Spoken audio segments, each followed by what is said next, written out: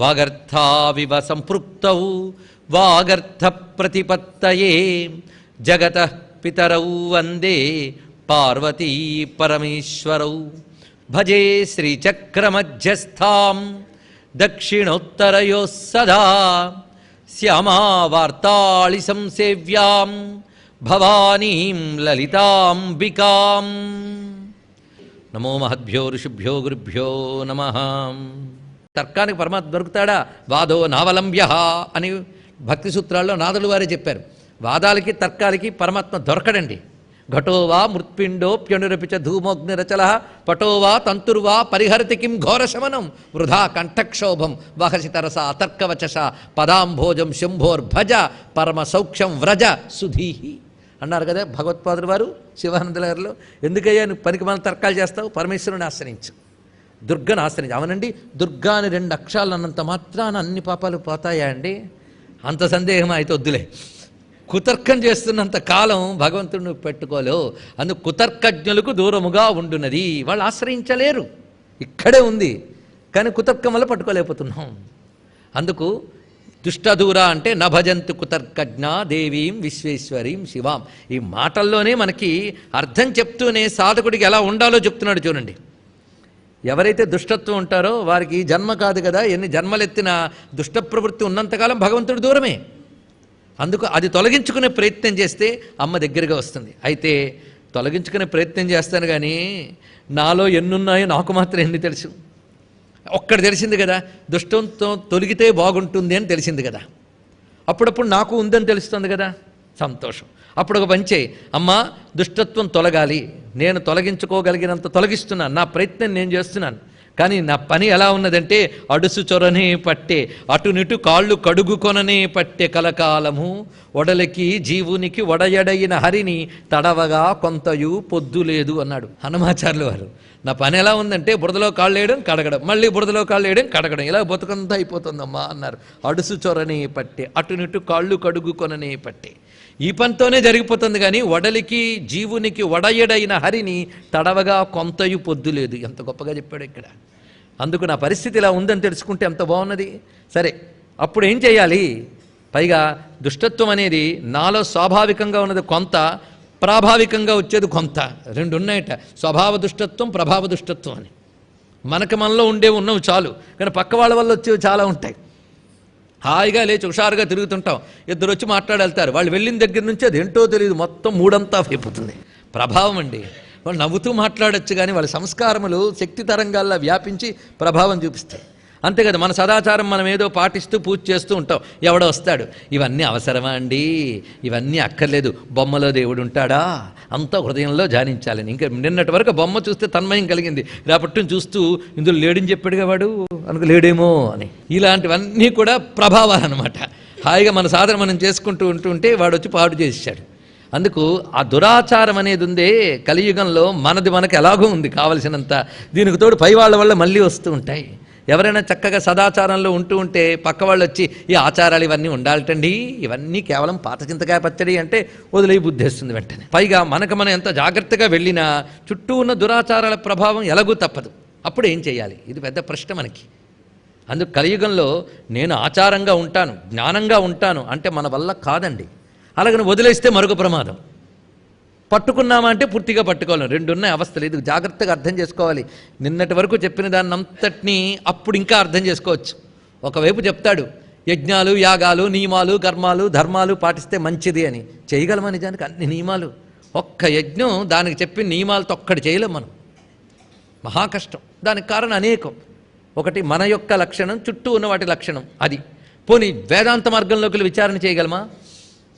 అది మహా కష్టం. ఎందుకంటే అనాత్మ విషయాల్ని పరిహరించి ఆత్మ విషయాన్ని పట్టుకోవడం అనేది మహా కష్టం. అది కష్టం. దానికి కావలసింది అఖండ వైరాగ్యం కావాలి, వివేకం కావాలి. అవన్నీ కుదిరితే కానీ దాంట్లోకి ఎంట్రీ లేదు. కానీ వైరాగ్య మార్గమా మహా కష్టం, కర్మ మార్గమా ఇంకా కష్టం. మరి సులభమైన మార్గం ఏంటి? చాలామంది భక్తి మార్గం సులభం అనుకుంటారు, ఈ 2 చూడగానే అది కష్టమే. అయితే ఆ 2తో పోలిస్తే కొంత నయం అన్నాడు ఇక్కడ. ఆ 2తో పోలిస్తే ఎందువల్ల అంటే మీకు కర్మ మార్గంలో మన అహం ఉంది, నా నియమాలన్నీ పాటిస్తే కానీ ఫలితం ఇవ్వదు.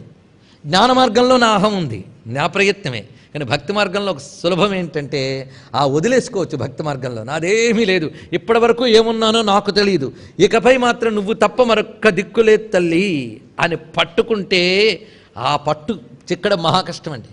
రమణ మహర్షి ఒక మాట చెప్పారు, శరణాగతి అంటే మాటలు అనుకుంటున్నారయ్యా అన్నాడు. ఇక్కడ నేను చెప్తున్న నేను అనబడే వేదాంతానికి పరాభక్తిలో చెప్పే శరణాగతికి కించిత్తు కూడా భేదం లేదని చెప్పాడు మహానుభావుడు. ఎవరికి అర్థం కాదు ఇది.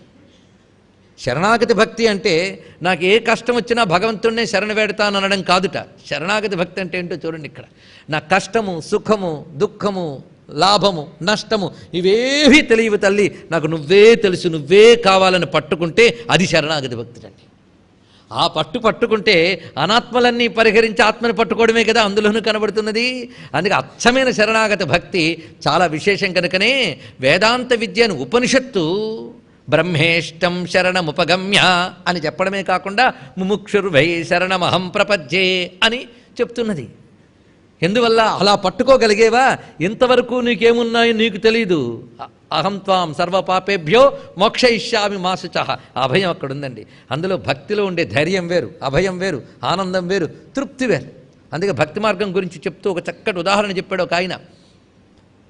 ఒక నది దాటి అక్కడున్న ఒక ఆయన కలవాలి. మనం లక్ష్యం ఎవరు? ఆ ఒడ్డునున్న ఆయన కలవాలి. ఆ కలవాలన్నప్పుడు ముగ్గురు ఈ ఒడ్డును నిలబడ్డారట. ముగ్గురు 3 మార్గాలు ఎంచుకున్నారట. ఒక ఆయన ఏం చేశాడంటే ఓ పడవాడిని పిలిచి ఒక 50 రూపాయలు పెట్టి నా ఒడ్డుకు చేర్చు, ఆయన దగ్గరికి వెళ్ళాలన్నట్ట. వాడు చక్కగా వెళ్ళిపోయాడు. ఇంకొక ఆయన నాకు ఈత వచ్చలేని ఈత కొట్టుకుంటూ వెళ్ళేట. ఒక్కడు మిగిలిపోయాడు. వీడికి డబ్బు లేదు, ఈత రాదు. ఇది బాధ వీడికి. వెంటనే ఏం చేశాడంటే ఆ ఒడ్డునున్న ఆయన గొప్ప ఆయనని తెలిసి ఇక్కడి నుంచి పిలిచేట, పేరు ఎలుగెత్తి పిలిచేట, బాబు నీ దగ్గరికి రావాలి, కానీ రాలేకపోతున్నాను, ఈ మధ్యలో ఈ ప్రవాహం ఉందయ్యా అని ఏడ్చేట. ఆ ఏడుపుకి కరిగిపోయి ఆయన పడవేసుకొచ్చేటండి. ఇక్కడికి వచ్చి దా ఎక్కన్నట్ట. ఎక్కి ఆ తోవ నిండా తీసుకెళ్ళట్టు. ఈయనకి ఎంత బెనిఫిట్ చూడండి. వాడు ఒడ్డుకు వెళితే కానీ దొరకని వాడు ప్రయాణం అంతా కబుర్లాడుతూ తీసుకెళ్తున్నాడు. చివరికి ఒడ్డున వాని దగ్గర కూర్చోబెట్టుకున్నాడు. ఇలా వెళ్ళినవాడు భక్తి మార్గంలో వెళ్ళినవాడు అన్నారు. ఈత కొట్టుకుంటూ వెళ్ళినవాడు కర్మ మార్గి, డబ్బిచ్చి పడవ మీద వెళ్ళినవాడు జ్ఞాన మార్గి, ఇలా వెళ్ళినవాడు భక్తి మార్గం అన్నాడు. ఎంత బాగుందండి. ఇక్కడ ఏంటంటే సాధన దశలోనే మాధుర్యం ఉంది. ఆ భక్తిలో అమ్మనే ఆశ్రయిస్తూ, అమ్మనే కీర్తిస్తూ, అమ్మనే భావన చేస్తూ ఇతరం మర్చిపోతూ ఉంటే అసలు ఆ భావనలోనే మరపు ఇతరం మర్చిపోతాం. అంత మాధుర్యం ఉంది. అందుకే సాధనలోనే మాధుర్యం ఉన్న మార్గం కనుక కృష్ణ పరమాత్మ భక్తి యోగం చెప్పేటప్పుడు ఏష ధర్మ్యామృతమిదం అన్నాడు. ఇది అమృత ధర్మమయ్యా అన్నాడు. భక్తి యోగం దగ్గర చెప్పాడు మాట. భక్తి సాధన అమృతము, అంత గొప్ప. ఎందుకంటే అది పట్టుకుంటే నువ్వు ఏం క్లీన్ చేసుకోవాలో, ఏది క్లియర్ చేసుకోవాలో అన్నీ ఆయనకి అప్పచెప్పావు, ఆయన చూసుకుంటాడు. అందుకు దురాచార శమని, అన్ని దురాచారములు తొలగిస్తుంది. అందుకు మనం చెయ్యగలిగినంత సదాచారం మనం చేస్తూ, మనం ఎక్కువ సదాచారం చేస్తున్నామని అహంకారం విడిచిపెట్టి, అదొకటి ఉందండి. నేను ఎక్కువ ధర్మం పాటిస్తున్నా, సదాచారం పాటిస్తున్నా అంటే కలిపురుషుడు జాగ్రత్తగా వింటాట. ఆహా వీడే నాకు కావాలని వస్తాట. ఎందుకంటే వాడు పనే ధర్మాన్ని దెబ్బతీయాలని మొత్తం క్లియర్ చేశానుగా, నాశనం చేశాను ఆనందిస్తున్నాడు. వాడు ఒక్కడు దొరికాడు నేను ఉన్నాను అని, అయితే వాడి దగ్గరికి సెలెక్ట్ చేసుకుంటాడు. అందుకే బయటకు గట్టిగా అనద్దు నేను సదాచారం పాటిస్తున్నా, ధర్మం పాటిస్తున్నానని. చెయ్యాలి, మనం చెయ్యగలిగినంతే చెయ్యగలం, కానీ చెయ్యాల్సినంత చేయలేం. అందుకే ఎంత చేస్తావు అంత చేయి. పైగా నేను చేస్తున్నా చుట్టూ ఉన్నదో అది ఏం దూరిందో నీకు తెలియదు. అందుకే మనకి పొంచి పొంచి మన లోపలికి ప్రవేశించే దురాచారం ఏదో మనకు తెలియదు. అందుకే నాలో ఉన్న దురాచారం, బయట ఉన్న దురాచారం నేను తొలగించనే ప్రయత్నం చేస్తున్నా. నా బుద్ధిలోనూ, నా ఆచరణలోనూ, నా పరిసరాలలోనూ దురాచారం యొక్క ప్రభావం లేకుండా నువ్వే చూడు తల్లి అని ఆశ్రయిస్తే, ఈ కలియుగంలో ఆ తల్లిని ఆశ్రయించాలి. కలౌ చండీ వినాయకో అంటారు కదా. కలిలో ఆ చండీని పట్టుకుంటే అన్ని దురాచారములు తొలగిస్తుంది. అందుకే దుష్టదూర దురాచార శమని. దురాచార శమనికి వ్యాఖ్య చెప్తూ శాస్త్ర విరుద్ధ ఆచారం శమయతీతి దురాచార శమని అన్నాడు. దురాచారం అంటే పర్ఫెక్ట్ డెఫినేషన్ ఇచ్చారండి. శాస్త్ర విరుద్ధ ఆచారం. ఏది మంచో ఏది చెడో నువ్వు నిర్ణయించగలవా? శాస్త్రం చెప్పాలి. అందుకే శాస్త్ర విరుద్ధ ఆచారం దురాచారం, దాని యొక్క ప్రభావాన్ని తొలగించేది కనుక దురాచార శమని. అంటే దుర్గా ఉపాసన యొక్క ఫలమే ఇది కూడా.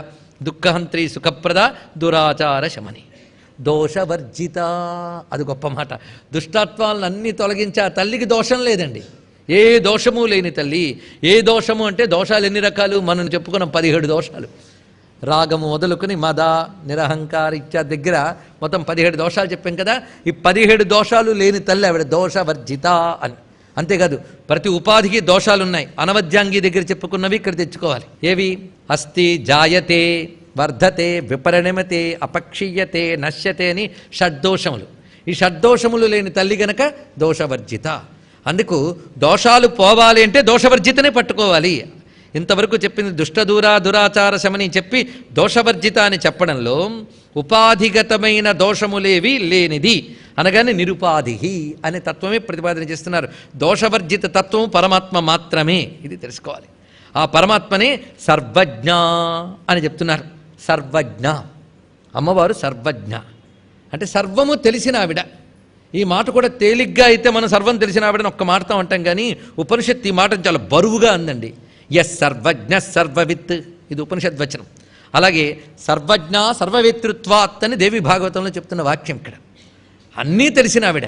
అందుకే పరమాత్మకి సర్వజ్ఞుడని పేరు. సృష్టిలో ఇంకెవ్వరు సర్వజ్ఞుడు కారండి. ఎన్ని కబుర్లు ఆడినా సర్వమా ఆయనకు తెలుసు. మనకేం తెలుసు? తర్వాతి క్షణం గురించి తెలియదు, మరొక కణం గురించి తెలియదు. మనకేం తెలుసని మన బుద్ధికి పరిమితి ఉంది. ఆవిడ జ్ఞానం సర్వజ్ఞ, సర్వము తెలిసిన ఆవిడ. అంటే సమస్త దేశ కాల వస్తు భేదములు లేకుండా సర్వత్రా వ్యాపించిన జ్ఞానస్వరూపిణి.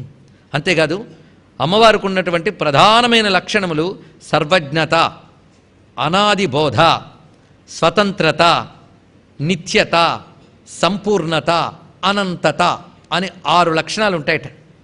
ఈ 6 లక్షణాలు ఎవరికి ఉంటాయో వారిని భగవతి భగవాన్ అనట. 6 లక్షణాలు చూడండి. సర్వజ్ఞత ఒకటి, అనాది బోధ. ఆ జ్ఞానం అనే దానికి ఎప్పటి నుంచి ఉంది? అనాది. ఆయన ఉండడమే జ్ఞానంగా. జ్యోతికి కాంతి ఎంత సహజమో జ్ఞానం ఆయనకి అంత సహజం. అందుకే అనాది బోధ. స్వతంత్రత, మనకి అది లేదు, స్వతంత్రత లేదు. కొందరు అంటూ ఉంటారు స్వతంత్రత కావాలండి అని. అది లేదయ్యా, ఎక్కడి నుంచి వస్తుంది? దేనికో దానికి మనం బద్ధులమే. మన శరీరం కూడా మనం బద్ధులమే. ఒక్కొక్క శరీరానికి ఒక్కొక్క లక్షణం. స్వతంత్రత లేదు. ఒక రకమైన రోగం వస్తే గట్టిగా మధుర పదార్థం తినడానికే లేదు, అక్కడే స్వతంత్రత పోయింది. మన శరీరాన్ని మనం కంట్రోల్లో ఉన్నామా లేదా చెప్పండి? స్వతంత్రత ఎక్కడున్నది మనకి? స్వతంత్రత అనేది కేవలం పరమాత్మకు తప్ప ఇంకెవ్వరికీ లేదు ప్రపంచంలో. అందుకు స్వతంత్రత. నిత్యత, నిత్యతకి ఎన్నో అర్థం చెప్పుకున్నాం మనం. సంపూర్ణత, అనంతత, ఈ 6 లక్షణాలు ఉన్నది కేవలం పరమాత్మకే. ఆ పరమాత్మ స్వరూపిణి కనుక సర్వజ్ఞ సాంద్ర కరుణ. అది గొప్ప మాట అండి. ఎంత గొప్ప అయినా ఈ లక్షణం లేకపోతే ఇంకెందుకండి? సృష్టిలో గొప్ప ధనికుడే, సంపన్నుడే, కానీ అతడి దగ్గర కరుణ అనేది లేకపోతే అతడి దగ్గరికి వెళ్ళడం వ్యర్థం. ఆ కారుణ్యం అనేది ఉండడం వల్లే ఇంత సంపదకి అందం వచ్చింది అక్కడ. అప్పుడు ఆ సంపద ప్రజలకి పనికొస్తుంది. అందుకు అమ్మవారు ఈ సర్వజ్ఞత, అనాదిబోధ, స్వతంత్రత ఇత్యాది శక్తులతో ఉన్నప్పటికీ అన్నిటినీ మించిన ఒక అద్భుతమైనటువంటి లక్షణం ఉన్నది. అది సాంద్ర కరుణ. ఈ మాట చాలా విశేషమైనది. అమ్మవారు కరుణా స్వరూపిణి. ఆ కరుణ ఎలాంటిది? సాంద్రము. సాంద్ర అనే శబ్దం చాలా అద్భుతమైన శబ్దం అండి. నిజంగా భక్తి అంటే ఉంటే ఇలాంటి మాటలకి కదిలిపోవాలండి. అసలు సాంద్ర కరుణ, ఎంత కరుణ అమ్మకి, దయామయ ఆవిడ. సాంద్రత అంటే ఘనము, పుష్కలము, డెన్సిఫైడ్ అండ్ కాన్సన్ట్రేటెడ్, ఇది అర్థం దీనికి. అంత సాంద్రీభూతం, పలచదనము లేదు అక్కడ, పూర్తిగా సాలిడ్. అది ఇక్కడ సాంద్ర కరుణ, పరిపూర్ణమైన కారుణ్యం. ఇంకోటి కారుణ్యం తప్ప మరొకటి లేదండి. ఎలా చెప్పగలవయ్యా అంటే, మా అమ్మ రూపాన్ని ఒక్కసారి తలంచుకుంటే ఆ రూపం నిలువెల్లా కారుణ్యం. ఎందుకంటే రూపం లేని తల్లి రూపం ధరించిందంటేనే కారుణ్యం. నామం లేని తల్లి నామంలోకి వచ్చిందంటేనే కారుణ్యం. అమ్మ అంటే కారుణ్యమే. ఎలా చెప్పగలవు? కారుణ్యం కాకపోతే ప్రపంచం ఇలా ఉందా? పొద్దునే సూర్యభగవాన్ రూపంలో కాంతి వస్తుంది. ఈ కాంతి వల్ల అందరం బ్రతుకుతున్నాం. ఏం అడిగేమని ఇచ్చిందా తల్లి? ఎంత చక్కగా ఇచ్చింది. జలాన్ని ఇచ్చింది, వాయువునిచ్చింది. ఒక్కసారి ప్రపంచాన్ని చూడడం మనకు చేత కాదు, కానీ అమ్మ కరుణ మన చుట్టూ, మనలో, మనతో, మన కోసం ఉందండి. ఆ కరుణను గుర్తించకపోతే వాడిని దౌర్భాగ్యుడు అనాలి. ఇంకా అమ్మ కారుణ్యం విశ్వమంతా వ్యాపించి నడిపిస్తున్నది. ఎంత కరుణామయ తల్లి. అందుకే సాంద్ర కరుణ ఈ మాట. అందుకే సర్వజ్ఞ సాంద్ర కరుణ 2 పెట్టుకుంటే చాలా గొప్ప విషయం అండి. ఎందుకంటే దయ కలిగిన వాడికి జ్ఞానం లేకపోతే ప్రమాదం, జ్ఞానం ఉన్నవాడికి దయ లేకపోతే ప్రమాదం. 2 ఒక చోటు ఉంటే అది ప్రమోదం మనకి. అమ్మ దగ్గర 2 ఉన్నాయి. అది ఇక్కడ తెలుసుకోవాల్సిన గొప్ప విషయం. అందుకే దయామయ అమ్మ అని ఒక్కడ తెలుసుకుని పట్టుకున్నాం అనుకోండి, రాబోయే కష్టాలేంటో మనకు తెలియదు. ఏది సుఖమో ఏది కష్టమో తెలియదు. ఒక్కొక్కప్పుడు సుఖాలు కష్టం ఫేస్ వేసుకుని వస్తాయి, ఒకసారి కష్టాలు సుఖంలా కనిపిస్తూ ఉంటాయి. ఏది ఎటు ముంచుతుందో తెలియదు. మనకు తెలిసిన కించిజ్ఞత అనేది మనం గుర్తించగలిగితే, సర్వజ్ఞత అనే అమ్మ శక్తిని గ్రహించగలిగితే, ఏదీ తెలియని మనం ఏదో మనమే నిర్ధారించుకుని ఇలా చూపించు కరుణ, అలా చూపించు దయ అని మనం ఎవరో వండి చెప్పగలం. ఒక్కడు తెలిస్తే చాలా ఆవిడ దయామయి అని తెలిసి, సర్వజ్ఞ అని తెలిసి పాదాలు పట్టుకున్నాం అనుకోండి, నీ గురించి ఏమిటో ఆవిడికి తెలుసు. ఒక కొంగ ఒక చేపను తిందామని చూస్తోందట. ఎంత తెలివిగా చూస్తోందంటే, ఆ చేప అటు ఇటు చెదరకుండా తనను గమనించకుండా ఉండే పొజిషన్ చూసి తినాలని చాలా జాగ్రత్తగా గమనిస్తోంది. పాపం చేపకు తెలియదు, కొంగ జాగ్రత్తగా చూస్తుందట. కానీ ఆ కొంగ వెనకాలకు పోయేవాడు బాణం ఎక్కువ పెట్టేటండి. ఇక్కడ తాను దేన్ని తినబోతుందో ఆ చేపను చూస్తోంది, కానీ తన కొట్టబోతున్న బాణాన్ని తెలుసుకోలేదు. మన బతుకులు అంతే. మనం ముందును దాన్ని చూస్తున్నాం కానీ వెనకాల ఏ వెక్కు పెట్టున్నాయో మనకు తెలియదు. ఈవిడ ఎలాంటిదంటే అది ఇది అన్నీ చూస్తుంది, సర్వజ్ఞ. అది ఇక్కడ. అందుకే సాంద్ర కరుణ, నిన్ను బాధించేదేదో ఆ తల్లికి తెలుసు నీకంటే. అందుకు నన్ను ఇలా కాపాడు తల్లి అని నేను ఎవరిని చెప్పడానికి, ఒక్కడు తెలిస్తే చాలు. నువ్వు కాపాడుతున్నావని తెలిస్తే ఏ బాధ కలిగినా అది నీ కాపాడడంలో భాగమే, ఇంకా వాడికి బాధే లేదండి. ఇది తెలుసుకోవాలి. అందుకే సర్వజ్ఞ సాంద్ర కరుణలోనూ ఉంది అంత అందమంతా కూడా. అందుకే పాతయవా పాతాళే స్థాపయవా సకలలోక సామ్రాజ్యే మాతస్తవ చరణయుగం నాహం ముంచామి నైవ ముంచామి అన్నాడు ఒక మహానుభావుడు. అమ్మా, నువ్వు నన్ను పాతాళంలో పాతిపెట్టేశాయి, లేదా సకలలోక సామ్రాజ్యంలో ప్రతిష్ఠ చెయ్యి. నువ్వు ఏది చేసినా నీ పాదాలను మాత్రం నేను విడిచిపెట్టనమ్మా. ఇది శ్లోకం చదివినంత తేలిక కాదండి. ఇలాంటి పట్టు మనకుందా? ఈ పట్టుంటే భయం ఉంటుందా మనకి? ఎందుకంటే నువ్వు పాతాళంలో పాతేసినా పర్వాలేదు అన్నామప్పుడు అంత దమ్ముందా అండి? ఇంత పిసరి కష్టం వస్తే అమ్మా నేను నమ్ముకున్నాను కనుక ఇంకెందుకు ఇలా చేసావని అడగగలమా? నువ్వే కదా పాతాళంలో పాతేస్తావనే పర్వాలేదన్నాను అనగానే, ఓహో నీ కలిగిన కష్టాన్ని నా ట్యాగ్ పెడుతున్నావని ఆయన అందుకు చెప్పి ఆవిడే కష్టం కలగకుండా చూసుకుంటుందండి. ప్రతిదానికి ఆవిడే ఆవిడే అనడం మొదలెట్టామనుకోండి, ఆవిడే జాగ్రత్తగా చూసుకుంటుంది. అటువంటి దయామయ్య ఆవిడ. అది చూపిస్తున్నారు. అయితే అమ్మ పాదాలు పట్టుకుంటే పాతైవా పాతాళి చెయ్యిది ఆవిడ. ఆవిడ తల్లి. నీరన్ముంపుము పాలముంపుమిక నీదే భారము అంటాడు మహానుభావుడు దుర్జటి. అలాంటప్పుడు ఆ బాధ్యత అలా పట్టుకోగలగాలి. నీవే తప్ప ఇతప్పరం బెరుగానండి. అలా పట్టుకోగలిగితే సర్వజ్ఞ సాంద్ర కరుణ. అసలు అమ్మవారి పేరేమిటయ్యా అంటే కరుణ అని పేరు పెట్టారు ఒక ఆయన, తెలుసు కదా. కంపానది తీరంలో ఒక కరుణ తిరుగుతోందన్నాడు. అమ్మ కామాక్షమ్మని కరుణ అన్నాడు. ఎంత గొప్ప మాట అండి. ఎలా ఉన్నదయ్యా ఆ కరుణ అంటే, ఆవిడ కాశ్మీరస్తవక కోమలాంగలత కాచన విహరతి కరుణ కారణపరచిద్రూప కాంచీపుర శిమ్ని కామపీఠగత అన్నాడు. ఇక్కడ ఆ కాంచీపురంలో ఆ కామాక్షమ్మ తిరుగుతోంది. ఎలాగా? కాచన విహరతి కరుణ, ఒకానొక దయ తిరుగుతోందన్నారు. శంకర భగవత్పాల్ వారిని అడిగితే జగత్రాతం శంభోర్జయితి కరుణ కాచి దరుణ అన్నాడు. ఇక్కడ అరుణ అంటే కరుణైనయ్యా అన్నాడు. అమ్మ అరుణం అంటే కరుణమే. ఆ అరుణ కరుణ పదాలు ఎంత దగ్గరగా ఉన్నాయి. అందుకే అమ్మ అంటేనే సాంద్ర కరుణ, నిలువెల్లా కరుణే ఆ తల్లి. అందుకే సర్వజ్ఞ సాంద్ర కరుణ సమానాధిక వర్జిత. సమాన అధిక వర్జిత ఈ తల్లి అంటే ఆవిడతో సమానము లేదు, ఆవిడకి అధికము లేదు. అంటే చెప్పడం అర్థం ఏంటి? ఆవిడకి ఆవిడే సాటి అనమాట. ఇక్కడ ఆవిడతో సమానం లేదు, ఆవిడకి అధికం లేదట. అంటే ఏది చెప్పినా ఆవిడకి కిందవే, ఆవిడకంటే తక్కువే మిగిలినవన్నీ. ఆవిడతో సాటి లేదు, ఆవిడ కంటే ఎక్కువ విషయము లేదు. అంటే ఆవిడతో పోల్చదగిన వస్తువు ఇంకోటి లేదు. అసలు దుర్గా విద్య ఎక్కడ ప్రారంభమైంది? నిస్తుల. నిస్తుల అంటే అర్థం ఏంటో సమానాధిక వర్జిత అన్న అదే అర్థం. అక్కడికి తీసుకొచ్చాడు. ఇది సరిగ్గా ఉపనిషత్ వాక్యం చూపిస్తున్నాడు. నతత్సమశ్చాభ్యధికశ్చ దృశ్యతే, ఇది ఒక మాట. నతత్సమశ్చాభ్యధిక కుతోన్యః మరొక మాట. ఉపనిషత్తులు 2 చోట్ల చూపిస్తాడు. దాంతో సమానమే లేదు కదా, ఇంకా దానికంటే అధికం ఉందని ఎలా చెప్తామయ్యా? అందు ఉపనిషత్తు పరతత్వం గురించి ప్రతిపాదన చేస్తూ ఈ వాక్యములన్నీ కూడా అమ్మవారు పరతత్వమే పరబ్రహ్మమే అని ప్రతిపాదన చేస్తున్నాయి. ఇంకేమిటున్నది? ఢంకా బజాయని చెప్తున్నారండి. ఏకమేవ అద్వితీయం బ్రహ్మ, అద్వితీయం, దానితో రెండో వస్తువు మరొకటి లేదు, దాంతో సాటి ఏంది లేదు. అందుకే ఏకమేవ అద్వితీయం బ్రహ్మ. ఇంతవరకు చెప్పబడుతున్నది మొత్తం అమ్మ యొక్క నవార్ణ విద్య అయినటువంటి దుర్గా విద్య నిస్తుల నుంచి ఇప్పటి వరకు చెప్పబడ్డ నామముల్లో దాగిన రహస్యం. దీన్ని జాగ్రత్తగా పట్టుకోగలిగితే దుర్గా విద్య పారాయణ. ఇందులో మొత్తం మీరు నామాలు చూస్తే 9 నామాలు నవార్ణ మంత్ర సంకేతంగా అమ్మవారి తత్వాన్ని చూపిస్తున్నాయి. అవేంటో చూద్దాం. నిస్తుల, నీలచుకుర, నిరపాయ, నిరచ్చయ, దుర్లభ, దుర్గమ, సర్వజ్ఞ, సాంద్రకరుణ, సమానాధిక వర్జిత. ఈ 9 నామాలు దుర్గాదేవి యొక్క స్వరూపాన్ని ఆవిష్కరిస్తున్నాయి.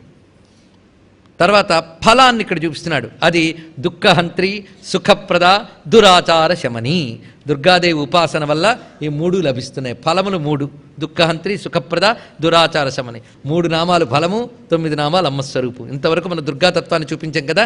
ఇప్పుడు మొదలవుతున్నాయి సర్వశక్తిమయీ దగ్గర నుంచి మృడప్రియ నామం వరకు వెళితే ఇదంతా వనదుర్గా మాలామంత్రం అంటారు. దీన్ని చూడండి, ఉపాసకులకు పనికొస్తున్నాయని చెప్పుకుంటున్నాం. ఉపాసకులు అంటే లలితా శాస్త్ర ఉపాసకులే, దీనికి మంత్రమేం అక్కర్లేదు. ఇది జాగ్రత్తగా చదువుకున్నా అందులో ఉంది ఆ తత్వం. అలా పరిశీలన చేసుకుంటూ చేసుకోవచ్చు. ఇప్పటి వరకు దుర్గాదేవి ఉపాసన మనం చేసుకున్నాం. ఇప్పుడు వనదుర్గ మంత్ర విశేషం చాలా ఉన్నది. సర్వభయ సంహారణ దుర్గ యొక్క మరొక స్వరూపమే ఇది కూడా. ఇది మహామంత్రం, సామాన్యం కాదు. ఇది మహావిద్యలో కూడా దీన్ని భాగంగా చెప్పారు కదా. అలాంటి మహావిద్యా స్వరూపిణి. సర్వశక్తిమయీ, సర్వమంగళ, సద్గతిప్రద. ఇప్పుడు ఈ 3 నామములు మళ్ళీ సకార నామాలు. సకారంలోనే ఒక అద్భుతమైనటువంటి సౌందర్యం ఉన్నది. సకారం సౌమ్య శబ్దమే. అది అందుకే సకారంతో చూపిస్తున్నాడు. సర్వశక్తిమయి. కొన్ని ఊరికనే చదవడం కాదండి, భావం తెలుసుకుంటేనే చాలు. సర్వశక్తిమయిట అంటే ఈవిని మించిన మరొక శక్తి ఎక్కడా లేదండి. సర్వము ప్రపంచంలో ఏ శక్తులు మనం చూస్తున్నామో ఆ శక్తులన్నీ ఈవిళ్ళలో ఉన్నాయి. ఈవిడిని మించిన మరొక శక్తి లేదు. సమానధిక వర్జితే కదా. చిత్రం ఏంటంటే ఒక్కొక్కరిలో ఒక్కొక్క శక్తి ఉంది. ఇది సరిగ్గా మనకి దుర్గాస్వరూపం చెప్తున్నారు. దుర్గాస్వరూపంలో మనం పరిశీలిస్తే ఒక్కొక్క దేవతలో ఒక్కొక్క శక్తి ఉన్నది. ఆ శక్తి ఆ దేవతకి పరిమితం. ఇంద్రుడికున్న శక్తి అగ్నికి లేదు, అగ్నికున్న శక్తి వరుణుడికి లేదు, వరుణుడికున్న శక్తి యముడికి లేదు. ఎవరి శక్తి వారిదే. ఇలా ఒక్కొక్కరి శక్తి ఒక్కొక్కటిగా ఉన్నది. కానీ మహిషాసురుడు బాధ తట్టుకోలేనప్పుడు వీళ్ళందరూ త్రిమూర్తుల్ని ప్రార్థన చేసినప్పుడు ఆ త్రిమూర్తుల శక్తి కలిసి ఒక అగ్ని పుంజంగా కలిసినప్పుడు ఈ దేవతల నుంచి కూడా తేజస్సు బయటకు వచ్చిందిట. అదంతా వీటితో కలిసిపోయింది. అంటే అగ్నిశక్తి, ఇంద్రశక్తి, వరుణశక్తి, యమశక్తి, అశ్వినీ దేవతల శక్తి, ఇలా 33 కోట్ల దేవతల యొక్క శక్తులు రాశీభూతమై అమ్మవారు అందులోంచి ఒక్కసారి ఆవిర్భవించారని మన సప్తశతిలో చదువుకుంటున్నాం కదా. ఇప్పుడు అమ్మవారి ఏ స్వరూపం? సర్వదేవతల యొక్క శక్తి రూపం. అంటే ఇదివరకు విడివిడిగా ఉన్న దేవతలు అమ్మవారి నుంచి వచ్చిన కిరణాలు లాంటి వారు. ఇప్పుడు అమ్మవారు ఈ కిరణాలన్నీ కలుపుకున్న ఒక మహాజ్యోతి ఆవిడ. అందుకు సర్వశక్తిమయి అంటేనే సర్వమంత్రశక్తిమయి, సర్వదేవతాశక్తిమయి, సర్వ పదార్థ శక్తిమయి. ఇక్కడ చూడండి, ప్రతి పదార్థంలో ఒక శక్తి ఉంది, లేకపోతే అది మనకి ఎందుకండి? పటిక బెల్లం తీసుకుంటే తీపి అనబడి ఒక శక్తి ఉంది దానికి. అగ్నిలో దాహక శక్తి, ప్రకాశ శక్తి ఉన్నది. అలాగే జలంలో దాహనాశక శక్తి, తాపనాశక శక్తి, శుభ్రతాశక్తి ఉన్నది. ఇలా ఒక్కొక్క దానిలో ఒక్కొక్క శక్తి, ఒక్కొక్క దానిలో ఎన్నో శక్తులు ఉన్నాయి. ఇన్ని శక్తులు అమ్మలో ఉన్నాయి కనుకనే అమ్మ నుంచి శక్తులన్నీ ఇక్కడ డిస్ట్రిబ్యూట్ అయ్యి ఇవన్నీ కూడా అక్కడ నుంచి పంచుకున్న పరిమితి శక్తులు. ఇవన్నిటికీ మూలమైన అపరిమితి శక్తి ఆవిడ. అందుకే సర్వశక్తిమయ్యనేది భావన చేస్తూ ఉంటేనే అలాంటి తల్లిని పట్టుకుంటే మనకి ఏ శక్తి కావాలని ఇస్తున్నది. అందుకే యస్య యస్య పదార్థస్య యాయాశక్తిరుదాహ్యతే. ఏ ఏ పదార్థమునికి ఏ ఏ శక్తి ఉందని చెప్తున్నారో ఆ శక్తులున్న అమ్మయే అని చెప్తున్నారు. అందుకే పదార్థ శక్తయో యాయా తాస్తా గౌరీం విదుర్బుధాహ. ప్రతి పదార్థ శక్తిని గౌరీదేవని తెలుసుకో అని చెప్పారు. అమ్మవారే సర్వశక్తిమయి. అందుకే అమ్మ పేరే సర్వశక్తి. అంతేకాదు, ముఖ్యంగా శ్రీచక్రాధిదేవత అయిన తల్లి గనక శ్రీచక్రంలో బిందు స్వరూపంలో ఉంటుంది ఆవిడ. మిగిలిన 8 ఆవరణలో ఆవిడ లేదు. ఆ బిందు శక్తి 8 ఆవరణలుగా వికసించింది అంతే. అప్పుడు 8 ఆవరణలో ఎన్ని శక్తులు ఉన్నాయి? అక్షోభ్యాది చాలా శక్తులు ఉన్నాయి అక్కడ. ఈ సర్వశక్తులు కలిసి శ్రీచక్రంలో కూర్చుంది కనుక సర్వశక్తిమయి అని శ్రీచక్రాధిదేవతగా అమ్మవారు మనం చూస్తున్నాం. అందుకే చంద్రమునియందు జ్యోత్స్నవు చంద్రవదన, ప్రభవు వాసరు కరుణందు పద్మనయన, దాహశక్తి విపూబోడి దహనునందు మృక్యదును నీకు కళ్యాణమూర్తి లక్ష్మి అంటాడు అగస్త్య మహర్షి. కొల్లాపురి లక్ష్మీదేవిని స్తుతి చేస్తూ శ్రీనాథ మహాకవి కవిత్వం ఇది. అందుకే చంద్రుల్లో వెన్నెల, అగ్నిలో దాహకత్వము, సూర్యునిలో కాంతి, ఇవన్నీ నువ్వే కదా తల్లి అంటే సర్వశక్తిమయ్యేంటో ఇప్పుడు అర్థమవుతున్నది.